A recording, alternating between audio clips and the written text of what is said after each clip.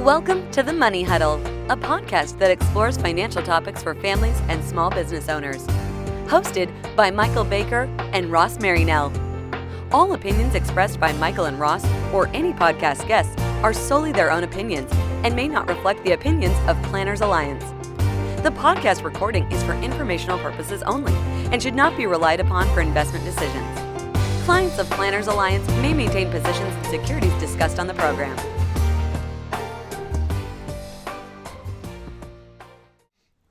Welcome back to the Money Huddle. My name is Michael Baker, and I'm here today with a very special guest, my buddy, the legend, Ken Bloch Jr. from the Bloch Agency. What's up, Ken? What's happening? Thanks for having me. Oh, man, thanks for coming in. So, obviously, when we talked about doing a show, one of the things that Ross and I really wanted to do as far as a podcast is just to talk about things for young families, entrepreneurs, business owners, financial topics. As you know, they're not some of the most important stuff to talk about isn't the most exciting stuff to talk about. That's right. And so one of the things we're going to talk about today is something that I think is critically important for a lot of families, especially if if you have someone that depends on your income. It's a topic that just cannot be overstated, and that is disability insurance. And you are the expert in that, right? I've been in the business for 20 years, so there you go. I guess you could kind of say that. Yeah, well, I am saying it. I say when I hear anyone that talks about disability, the first name that pops in my mind is you guys up at the Bloch Agency, and and I think one of the things that in my mind that kind of sets you guys apart is for like my job, my role as a financial planner, I'm supposed to be competent in multiple different areas. It is extremely rare anymore for me to find somebody that's like, hey, this is what we do. We are, income protection. We are disability protection. And that's our main focus. Most people dabble in that a little bit. And to me, what I have learned is that's something that's extremely dangerous. You don't want to dabble in that. No. You want to work with an expert. You need to know. Right. You need to know what's in your policy front to back. Sure. You don't want any questions at all. Mm-hmm. You want to know that you're taken care of. And that's the most important thing that we do is take care of people. Yeah. So if someone were to stop you, on a street or at the bar having a beer, and they say, "Hey, well, Ken, man, nice to meet you, dude. What do you do for a living?" How would you answer that question? If I was being a smart aleck, I would say I'd save people's lives. I save people's lives. Or you'd be like one of the life insurance guys, like, I sell money, Or I save people's livelihoods. There you go. That's even better. Perfect. Yeah, that's all we do is disability. Mm-hmm. And we found that when you have a focus, a niche, that not a lot of people that dabble will jump into that pool. They want you to help them. Mm-hmm. So we found that it was much easier for people to rely on an expert rather than claim to be one. Right. So we have a lot of financial planners that we work with that say that I don't really know the ins and outs of this. Can you help me? Absolutely. Mm-hmm. This is all we do. Yeah, no. And we talk about this at dinner. If you don't know, I work in a family business. Yeah, that's right. Do you call him senior in the office, or is he just Pops. Big Ken? Pops. Pops. Yeah. He's pop up to my daughter. Okay. And he's pops to me. Very cool. Yeah, your or dad's dad. pretty rad, man. I like him a lot. Yeah, he's a great guy. Right. I mean, if there's anyone that you want to know anything about disability insurance, it's him. He's the guy. He's what we call a dinosaur in the The business. Oracle. We call him the Oracle. The Oracle. I like that. He'll like that. Yeah, you go back and say, hey, Michael Baker called you the Oracle today. We might have to put a sign on his door. There you the go. Oracle. That's awesome. He's been in the business since 1970.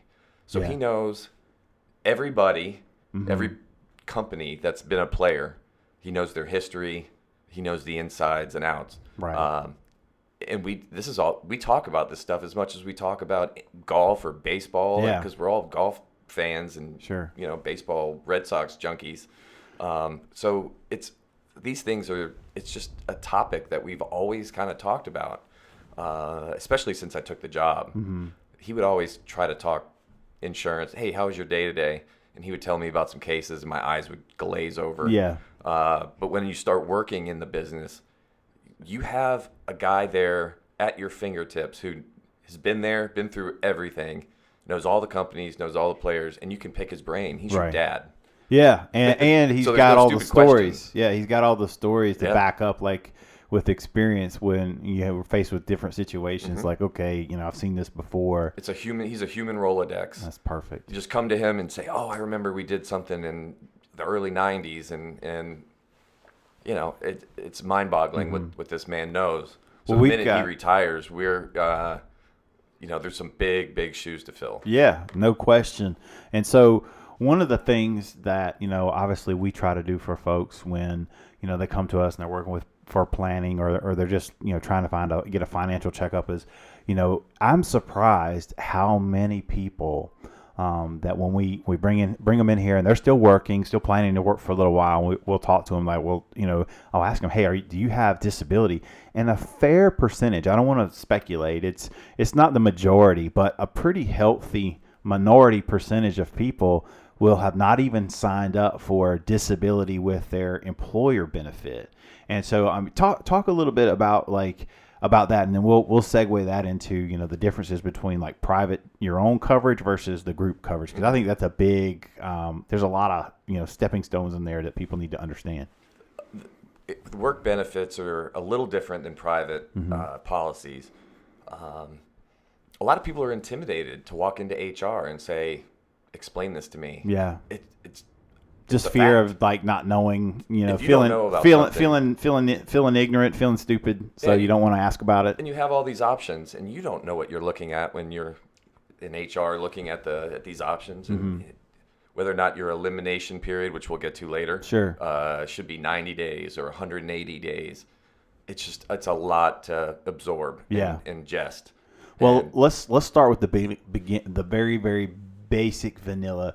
So what in your words, what's the purpose of having disability insurance, and why is it important for people? it is, without question, the smartest thing I think you can do. I mean, I'm biased, but it keeps that income, that golden egg. Because we call it income protection here in the industry. Yes, absolutely. Yeah. It sounds better than disability insurance. Yeah. Wordplay, but it's the same thing. You think of your income as a faucet, and the water is your money, and you keep that faucet running. And if someone turns off that faucet, What's going to happen? what happens? Right. And there's, it's terrifying that you hear these the statistics of people that do not have any savings. Oh, yeah, it's sure you know unbelievable. this. Yeah. I mean, it's, obviously right now at the time of this recording, the government still is technically shut down, and we have a, percentage of our workforce, federal workforce, that are not receiving paychecks. And while that's terrible, what's even more terrifying is the fact that, we know these statistics, that there's probably a healthy number of these people that are virtually paycheck to paycheck. And, you start missing, I think the second paycheck, we may have passed where now some of these folks, these families, unfortunately have missed two paychecks. And it's like, we're probably going to hear some drums starting to beat louder and louder, just because, there are going to be bills that cannot be kicked down the road, obligations that come due. And I think, we may see, hopefully we'll see a resolution. That's what I'm hoping. But that's exactly what we're talking about here is, something happening to you that prevents you from earning income, or you have to take some time away from work. And what happens to your paycheck during that period of time? That's what disability is supposed to do, right? That's absolutely correct. If you're not working, you don't get a paycheck. So if there is a reason why you're not working, and it is something that's not your fault, sickness, injury, anything like that, that's going to take your time away from work. Being disabled, right? I mean, I think even the most sensitive of us, we tend to have a stigma about hearing just somebody being disabled. I know whether I want to or not, my mind typically goes to, initially before I started doing this business, it would go to like someone in a wheelchair or somebody who was, severely handicapped. But that's not necessarily what we're talking about here with like a disability. And one of the things that, in my own life, a life story I have is my father-in-law, several years ago, we were up in the mountains and for the 4th of July, we go up there to Highlands, North Carolina. They have a quaint little mountain town, fun little 4th of July week. Yeah, we had the kid, my daughter's up there, and, she's a baby. And here we go. My father-in-law just doesn't feel well, and he doesn't come out with us. And I mean, that's his hometown, so he's usually out and about, like the mayor returned, Mm-hmm. And next thing you know, we're in the hospital. I mean, he's full on having a stroke. And in his situation, if you were to meet him today, you would never think anything was up with him. But at the time, he was in charge of allocating like merchandise for Belk. I mean, he had a pretty important job. Like, he was in charge of, $1 billion worth of merchandise, determining what store gets what. And he had short-term memory problems. So guess what? You can't really be in charge of $1 billion worth of product if you can't remember, what happened yesterday. That's right. And so that's a perfect example of someone who, I mean, he fortunately was, had saved and was able to just go ahead and retire. But he was also able to retire because he went on to his disability benefits for 2-3 years prior to him being fully retired. Did right? he have an individual policy, or was it? He had a group policy. And we'll talk about that in a minute. But that's kind of what I'm referring to. Is somebody had an injury, had a sickness, for the most part fully recovered. No, maybe 85-90% there, where he could work but couldn't do what he was supposed to do. Couldn't right? do the His education, and material duties of his own occupation. Absolutely. And so that's what I think. One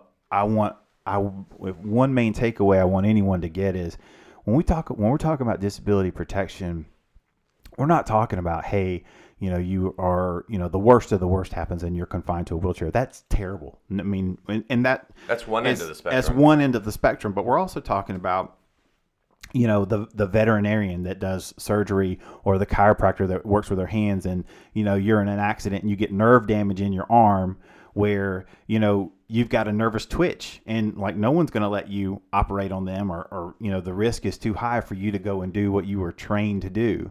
That's the kind of stuff we're talking about too, right? Absolutely. Yeah. I have a great story about that. I was up in Buffalo playing in a golf tournament with my uncle, and my dad was up there. Mm-hmm. And they had a big party at the end of this tournament. And it was a black tie. Everyone's dancing, and it's just a big celebration at the end of this big tournament. Yeah. And you see this guy cutting a rug out there, dancing like it's the last day on the earth. Mm-hmm. He's having the best time. And my dad taps me on the shoulder and said, that guy is disabled, don't you? Really? I was like, that guy cutting a rug right there, dancing? He's like, yeah, he's completely, totally disabled from his occupation. Wow. And I said, well, what was he? And he was a heart surgeon. Oh, yeah. And he developed a little wiggle in his hand, a little tremor. Game over. It's over. Yeah. $15,000 a month till he was age 67. And he was enjoying every minute of it. Yeah, and I mean, so that so there's to me, a difference between being laid up in a bed and not being able to do what you are supposed to do at work. It's two totally ends of the spectrum. 100%, and I think that to me is the key thing I want to stress most, because we're getting into that age group now where a lot of our peers are doing well. They're making great money for themselves. They've got small children at home. They're raising a family. Sometimes it feels like the money comes in and it goes right back out. But that's kind of a snapshot of how important it is to make sure those paychecks are protected and that it's done adequately. And so I'm going to transition now a little bit into most people. If you work with a big employer, if you're self-employed, it's on you to get this Correct. done.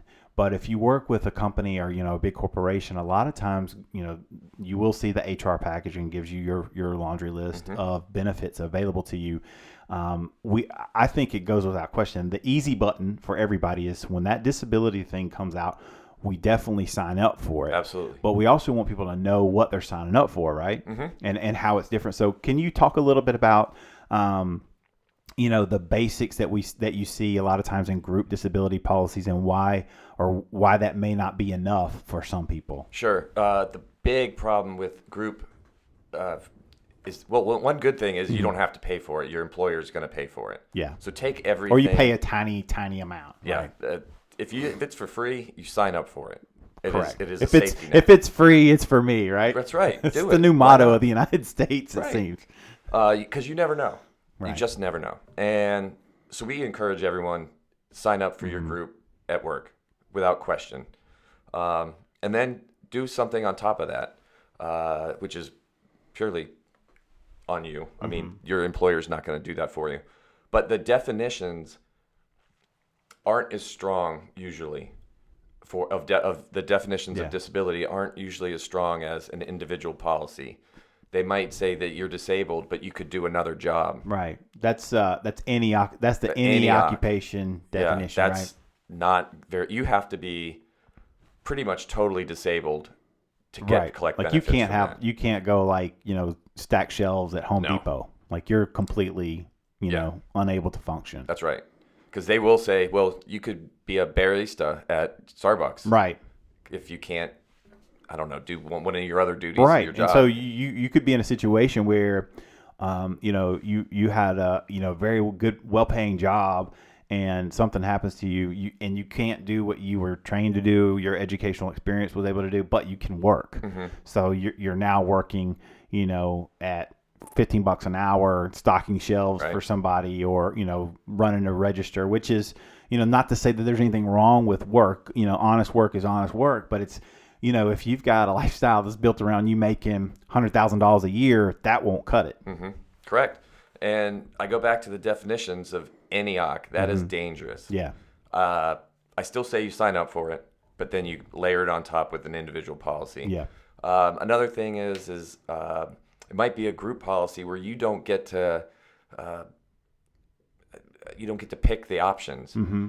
It might be very standardized. Everyone waits 180 days. Everyone gets a age 65 benefit. You can't mold it to what your needs are. Which is because maybe you can't wait 6 months. I was gonna say that's a great point, because we were just talking about how so many households, even households that do well, right, they don't have adequate savings. They don't have that 6 months worth of expenditures saved up in cash in the bank. And so hey, we maybe 1 month, okay, 2 months, all right, it's getting tight, but you start to get in 3, 4, 5 months out, we're still underneath the 180-day umbrella, and we haven't had a paycheck, or we're a lot of times what I see is you're in the process of doing all the paperwork of trying to get the benefits started and trying to make sure everything goes on time. So all the time while you're dealing with the administrative part of being injured, going to the doctor, doing that, doctor bills are starting to roll in.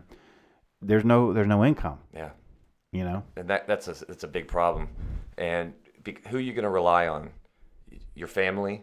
Maybe your family doesn't have any money. Right. Maybe your in-laws don't have any money. GoFundMe is a big thing now. And it is, isn't it? And that's sad. Yeah, it is. I just saw someone on Facebook recently, and I went into his office, and I said he was a guitar tech. So when I needed to get my guitar fixed, I went in there, and he had a cast on his hand, and he had cut his hand and tendons, and he literally could not work. He was just ringing people up. And I was like, you need a disability policy. And he's like, I'm too young for that. He was 33. Oh, wow. And last year he had shoulder replacement surgery, and he was out for about 8 months. And he started a GoFundMe. Yeah. And that's great. But I can't do that. It's so avoidable, though. In a way, it is. I donated to it, but I'm going to donate it to it once. Right. I'm not going to keep donating to this over and over and over. Yeah. And he had enough money to last about 3 months. And that's a scary proposition for someone that may not be able to work again. Or he'll be able to work, but what he's good at, by education, his training or experience, he's a guitar tech. He's not a barista, right? And he works with his hands. Nothing wrong with baristas. No, by the way. We love baristas. No, I'm just saying it's a perfect example though of saying, hey, look, you have to go do what you have to do, But I agree 100%, and I think obviously saying, hey, the group policy, that's the easy button. Sign up for it, especially if it's free. You got to take it. But it's most likely a prudent step to add, or at least explore adding an additional layer of protection on top of it. And one of the reasons why I was going to second that to you is what I have found, and I've dealt with now in the last couple of years 4 specific cases where I had a client who had an event happen, technically are meeting the definition of disabled, for sure meeting the definition of their own occupation disabled, but they had group disability. And we have fought tooth and nail with the group disability insurer to actually get them to pay benefits. And I think that's, for me, that's even more reason to say, hey, look, I make a pretty good living. Signing up for this disability is not going to be fun. It's not going to be something I'm going to walk out feeling great about. But just the fact that, you might find yourself where you're technically meeting all the definitions, but they're going to fight you. Mm-hmm. They're going to send you to their doctors. They're going to have their people evaluate you. They want you to go to their rehab Correct. centers. Yeah. It's a lot. I mean, they make you earn it. Yeah. They make you earn it. It's almost like it's almost as hard by getting benefits from group as it is from the government. Now, my aunt died of pancreatic cancer 15 or maybe 20 years ago. Okay. She got her first check from the government 3-4 months after she passed. Oh, wow. So the government's not very swift at doling out benefits. No. Which is why you have to have your own. Right. Well, I agree. Plain And and I think it was even a conversation that we had that you were like, that people, this isn't to say that it can't happen, but a lot of times when you own the policy, like you're not a participant in a master group policy, but you are the actual insured, you have a policy. A lot of those people don't deal with all that headache. They still have to do some stuff, do the paperwork and go through the process, but it's not. A lot of times it's not nearly as complex and involved as trying to extract some benefits from a group policy. Correct. And we've been working with these companies for 20 years now, and we've been working with the same underwriters and the same claims people for 20 years. Mm-hmm. And now we've added some new companies here and there, but we know these people. And when a claim time comes, we're involved.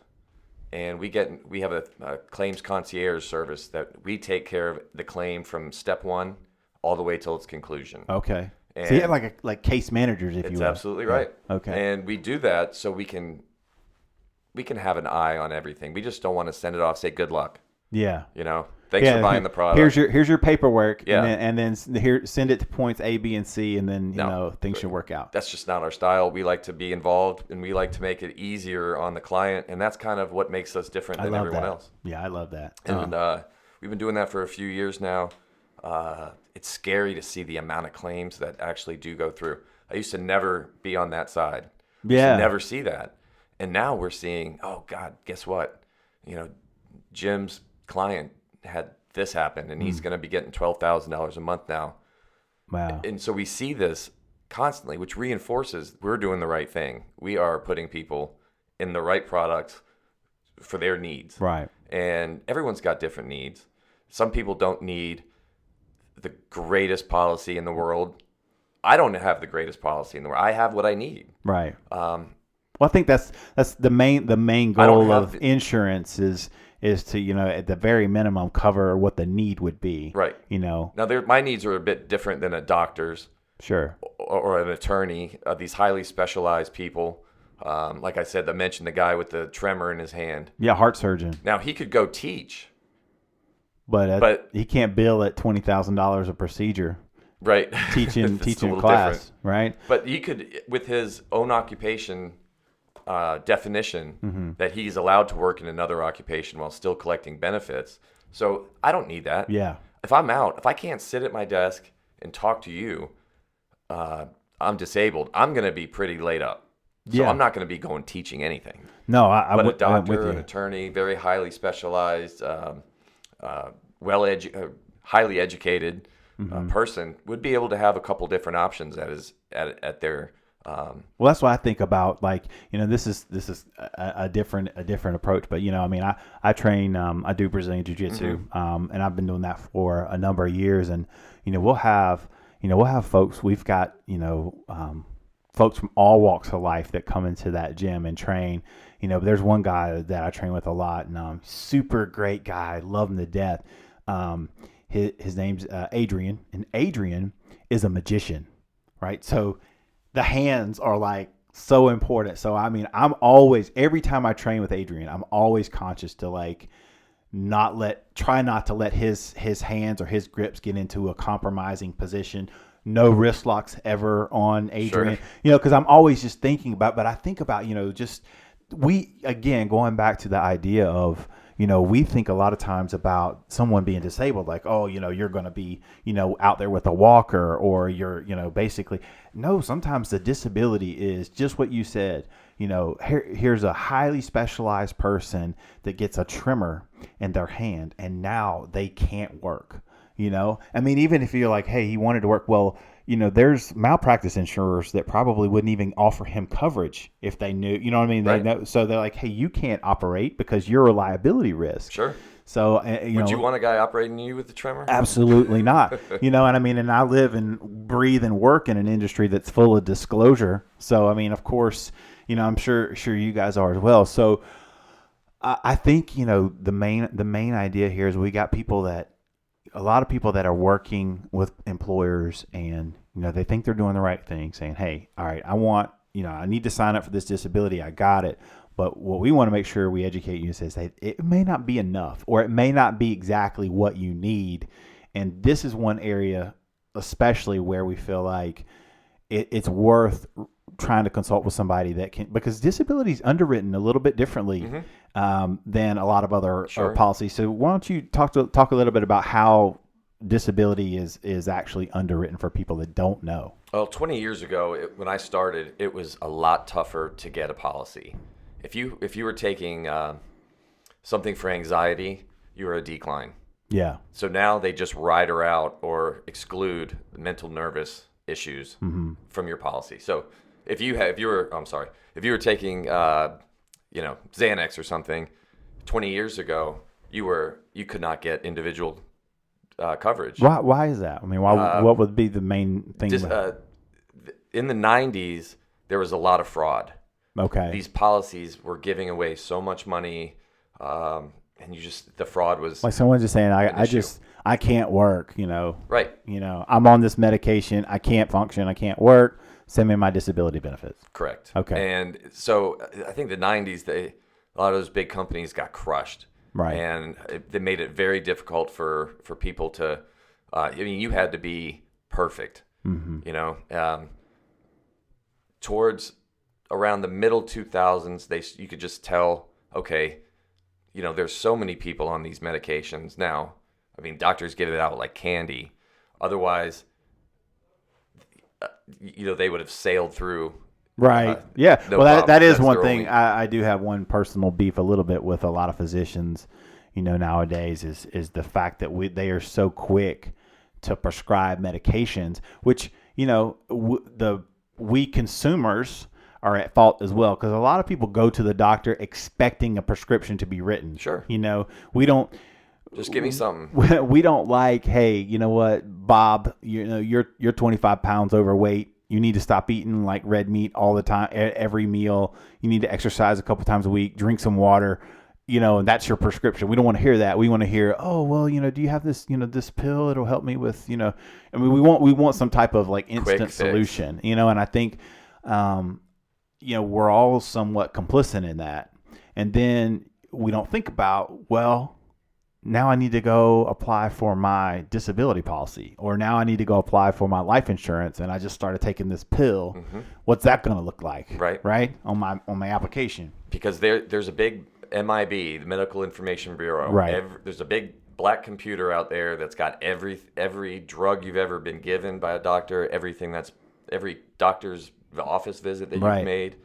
So if you apply with a carrier, and you say you apply with 2 different carriers, both of them refer to the same MIB, and they're going to find. So it's not like you can pull a fast one over on anyone anymore. Yeah. There's too much information out there. And, what we see now is people that never would have gotten a policy 15 years ago get a policy, but they have things excluded. This is why you prepare. Right. You don't wait till after the accident to buy car insurance. You buy it before. Right. You can't really make a phone call after you've been hit and say, hey, I need to up my collision insurance on my vehicle. So by the way, I just wrecked my car. Right. Probably just because we're talking about, that analogy, I liken it most to is something is a lot of people that are uninsured or underinsured, or they get hit by an uninsured motorist. A lot of people don't have that protection, and it's kind of like disability. It's like, something might happen to you. It's totally not your fault. Right. Something, you might be in an accident. You might have a health condition that's totally unforeseen. Didn't realize it was coming. But now we've got to deal with it, and we can't go put the genie back in the bottle. You've got whatever plans you have made now have to be executed for better or worse. And what really made that hit home with me is I was 25 years old. So I was 24 when I first started, so I had been in about a year. I still didn't know what I was doing. I had a friend of mine fall off a roof while doing construction, and he was done for a year. Yeah. He had to go back and live with his parents until he recovered, and then he was able to work again. And I begged him, hey, let me sell you a disability policy. I'm too young for that. Right. I can't tell you how many times I've heard that. And then that happens. And then the worst thing is for someone to say, you were right, I should have done this. I mean, you have a 1 in 25 chance, or a 1 in 4 chance as a 20-year-old before you're 65 being disabled for a year. That's a scary thought. And now I'm 44, it's like 67% that I'm going to have a disability that knocks me out for a year by the time I'm 65. Yeah, so you have to prepare. What are some conditions that a lot of people maybe wouldn't think about being a disability that would technically be a disability? Do you have some examples you could share? Well, if it might not look to you, but if I was a dentist, I would be disabled. Okay. I have a bad back. Okay. There's no way I could physically sit over a client or a patient. Hunched over. And I've had shoulder surgeries. I couldn't lean over a patient, but I could go play golf. Yeah. But I couldn't do that all day long. Because that's your all day, every day. Every day. Well, let's be fair to the dentist. It's not every day. It's like 3 days a week. Yeah. maybe 4 days a week, if you're really hustling.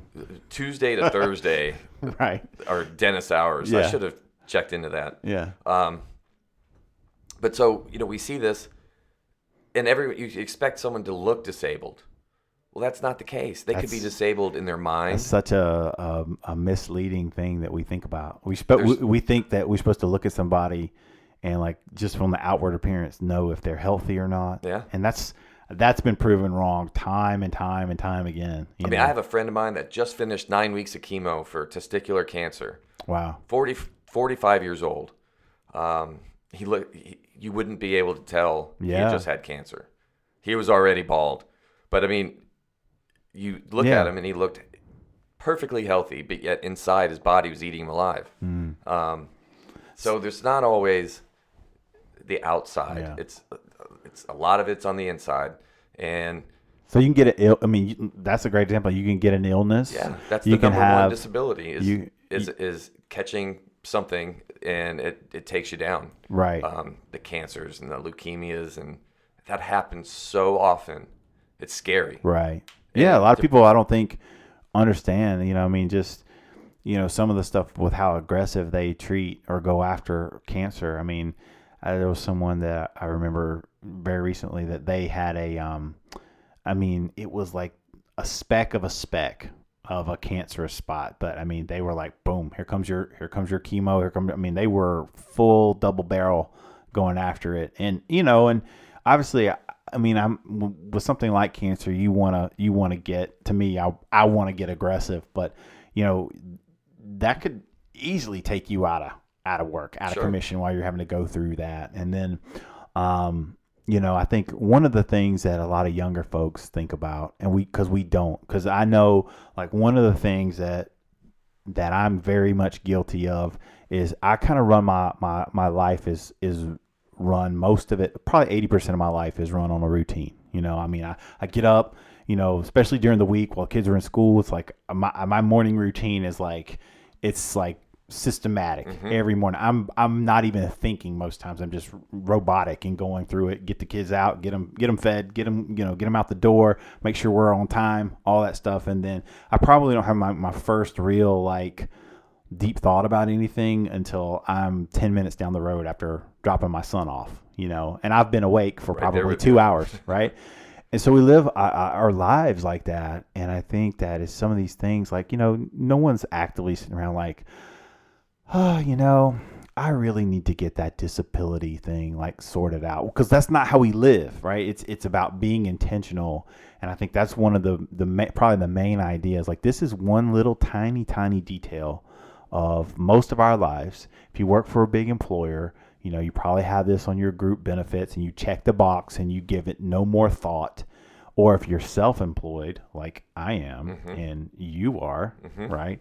No one's gonna, grab you by the hand and sit you down and take you through an HR meeting. You are the HR person. Sure. So you're gonna have to like, okay, what are the biggest risks to me? Like, if I can't come to work and run this company, what's going to happen? Because we think, life insurance is the easy one, right? Well, if I get hit by a bus, right? And they're like, okay. And I think we've even joked about, well, what if you get hit by the bus, but they put you back together? Sure. I mean, so that's what the disability is, right? In the medical field today, they can put together a $6 million man now, right? And put your pieces back together. Life insurance is a no-brainer. Everyone's going to die. Yeah, for sure. You know this, but you don't know that you're going to become disabled. So younger people will say, well, why am I going to spend money on something I'm not going to use? Especially if they're not making a lot of money at that point. Well, that's why you buy a policy that you can build on. Mm-hmm. And we can go there. But as far as younger people, I thought I was invincible until I was about 33. And then everything started hurting. Yeah. Well, I look at it, for me, I mean, I think that probably, if I'm talking to a young male, possible, I think a lot of young women tend to be a little bit more reflective and sensible about some things than the younger guys are. That's just my life experience talking. It's not, how I walk around, but to me, the way I look at it is the minute you get married, the minute you have children, it's like the game is over. It's not about you anymore. I was just going to say, it's not about you anymore. It's not. This is time you take children, and your spouse relies on you. Right. Whether or not my wife works, but I wouldn't want her to have to work any more than she does now, because she does so much with the kid. I have a daughter, beautiful daughter, and that is my number one priority. Right. Is because we don't think about people are so important to me that I am going to take care. I'm going to spend the money, whether or not I go to age 70 and never need it. Well, guess what? You're lucky. Well, I also pay for homeowners insurance, and why do you do that? The one thing in my life that I'm probably afraid of. I've lived through hurricanes, right? Hurricanes don't really bother me, especially when we know for 3 weeks that a hurricane is coming. Sure. But the one thing that I've always been nervous about is a tornado. Because the conditions could be right, and it's just like boom, a tornado, a funnel cloud could drop like in your backyard, and they move so fast. It's just you kind of hunker and bunker, and you hope to make it through and not have anyone injured or any significant damage. But I mean, you go out and you look at what some of these tornadoes do to these homes, in the Midwest. And I'm like, how do homeowners like even insure homes out there? Yeah. Because I mean, it looks like a bomb went off. Sure. And there's debris everywhere. But you know what? Those people could tell you very quick the value of having your home properly insured.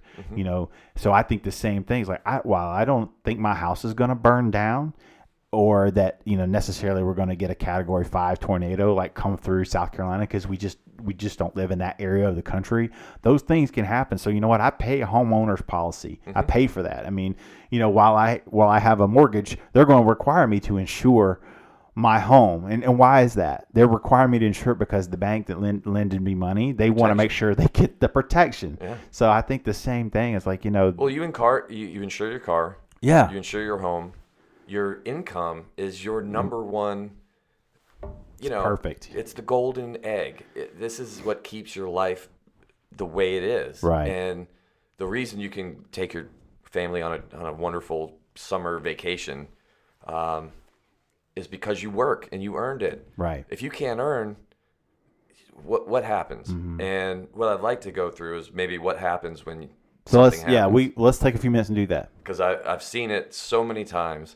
All right, so the first 90 days you typically have to wait before benefits start collecting. Those 90 days are going to be tight. That's why you need a little bit of savings to get you over that hump. But after that, you get about 60 to 66% of your income, Right. up to about the first 100,000. After that, it starts getting closer to 55%, and the really wealthy down to 50%. So it gives you enough to live, but it gives you incentive to get better as well. Instead of if I replaced 100% of your income, you just kind of lay around and be like, I'm not doing what? anything. I'm not doing anything. And I like to work. I love what I do. But like if I'm, if I hurt my arm and they said, here's your salary for, I'll be like, okay, I'm good. Zero incentive to get back Right. to work. So, Of course. a lot of these companies, if they'll help build ramps to your front door. They will do. I went into one of our carriers, and then the 7th floor of their building, it's nothing but it looks like a gym. And they have all these things in there to help people reacclimate.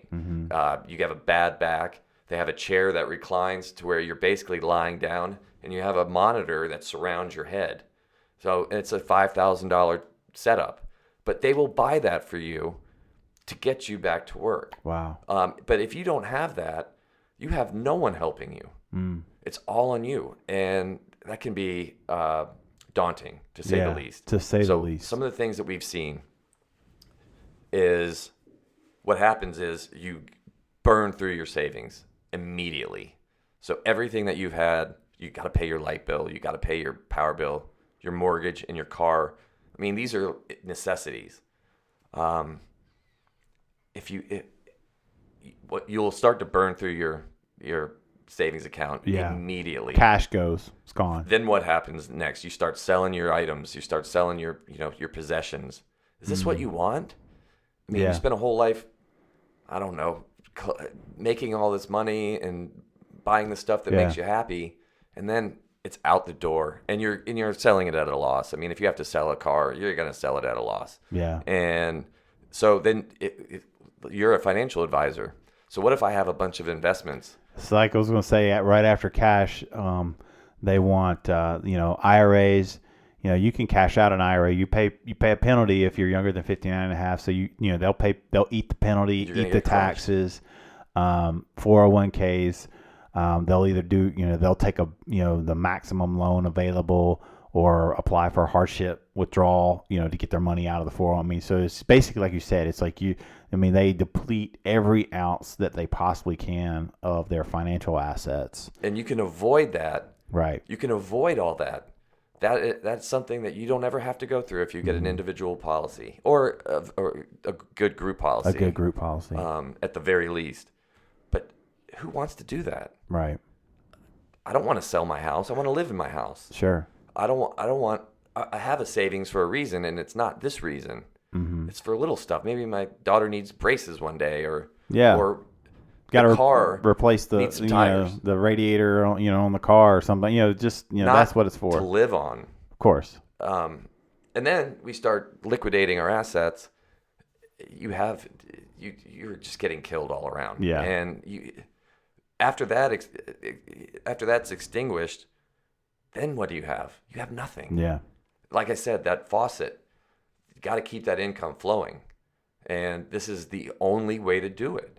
And I really believe that there is a foundation of making money and protecting it and protecting your life is the bottom foundation. Right. It's the cornerstone of any I believe to be of any financial plan.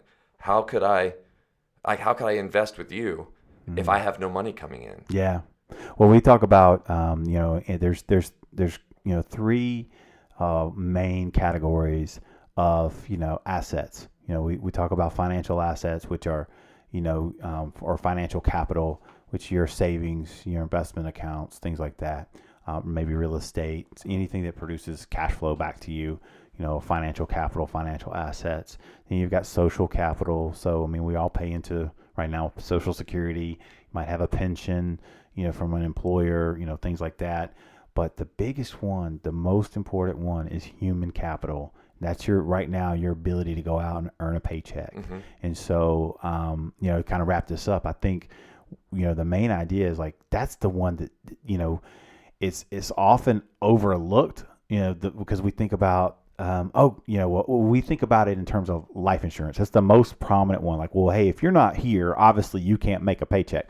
But, we don't think about actually being here and still not being able to make a paycheck. Yeah, right? well, Right? life insurance is great for when you die.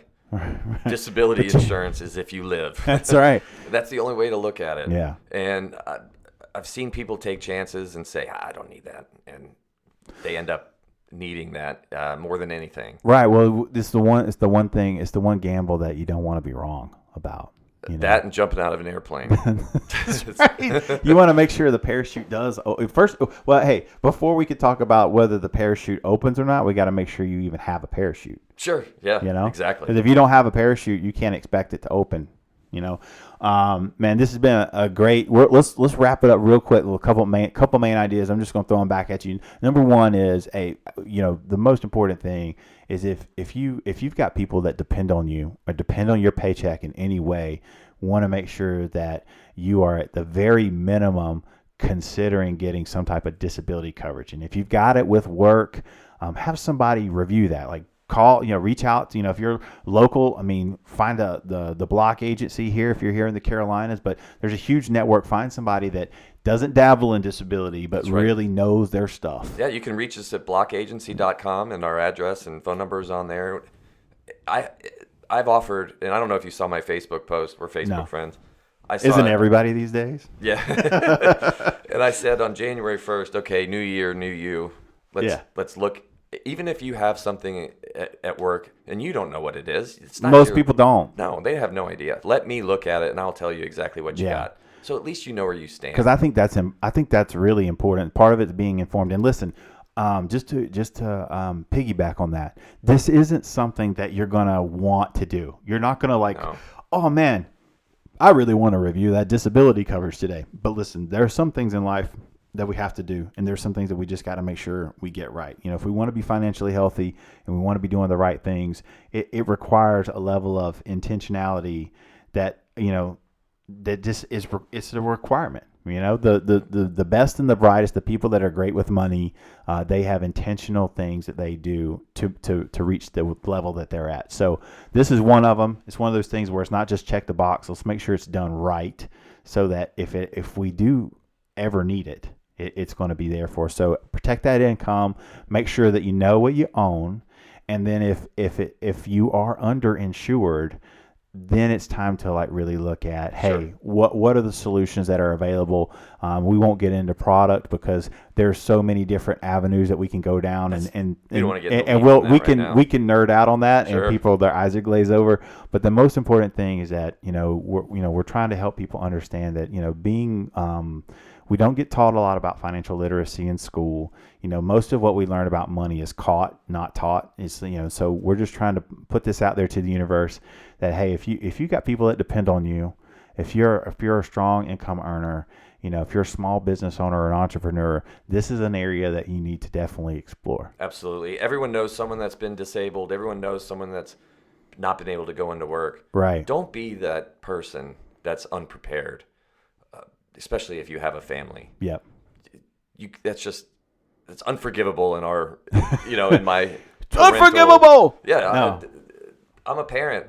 It's the only thing I care about now is providing. Right. And that should be. It's not. It's easier than going to the proctologist. Yeah. People still go to the proctologist. We're way easier than that. So we'll wrap it on that. Yeah, we might need to wrap it up on that one. I'm getting a little punchy. It's like, hey, disability easier than going to the proctologist. There you go. Well, listen. That might be our new slogan. All right. Well, listen. Thanks for having me. You are so welcome. Thank you so much for coming on to the show and being willing to share your knowledge.